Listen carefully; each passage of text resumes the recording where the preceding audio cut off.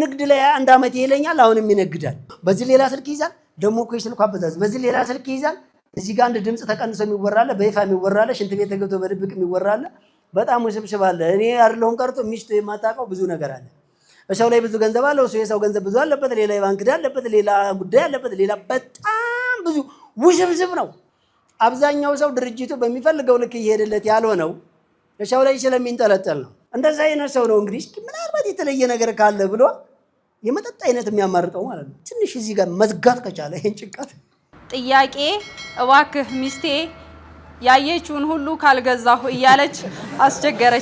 እያስቸገረችኝ ነው ልፍታት ወይስ ምን ይሻላል ወሳይ ኩነት ተመክራም አልሰማ አለችኝ ምን ትመክረኛለህ አረ ወጭጭ ካኔን ያውቀዋል አይደለ እንደኔ እስኪ ምናልባት ከኛ ጋር ወይ ብስልክ አገናኘን ወይ ይዛትና እንቢ ካለሽ ግን ጭራሹንም ፍታት ምሰማና አግባ እንዴት አድርገን ነው ባለሀብት የምንሆነው ለምትሉ ደግሞ ካፒታል ሪሳይክል ሲስተም ከዛ ስራ ላይ የምታገኙትን ትርፍ ባካችሁን አታጥፉት ገና ስሙን መጻፍ ለማይችል ልጅ የተቀናጣ ትምህርት ቤት አስገብታ ሀገር ብር መከፍለው ነገ አንድ ነገር ቢፈጠርኩ የምታሳድግበት የለም ቆይ እንጂ የማይቋረጥ ገቢ ድርጅትን ገንባ አትቸኩል የኔ ልጅ 10,000 ብር ነው ላስጠኝ የተከፈለለት እና እንደ ልቡ ነው የሚማረው አለኝ አንዱ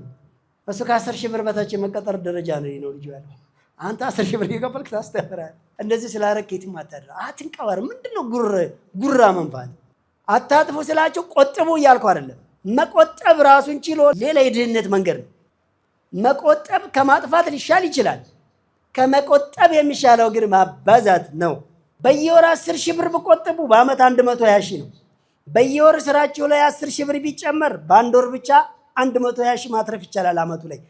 ስኬታማ ሰዎች ካራክተር ይጫወታል አላልኳችሁ ሞኝ ብድብ ያነሳል እንደዚህ ስትሆኑ ደግሞ ሰው ይስቃል ሰው ሳይስቅብህ መኖር ከፈለክ ችግር ሲስቅብህ ይኖራል አቶ በላይ ነጋዴ ነበርኩ ከሰርኩ አሁን ተስፋ ቆርጫለሁ አይምሮዬን ጨንቆኛል ምን ትመክረኛለህ መክሰር ነውር ነው ዳመወንም ነውር ነው አሁን ቶሎ ብለው ወደ ባለሀብትና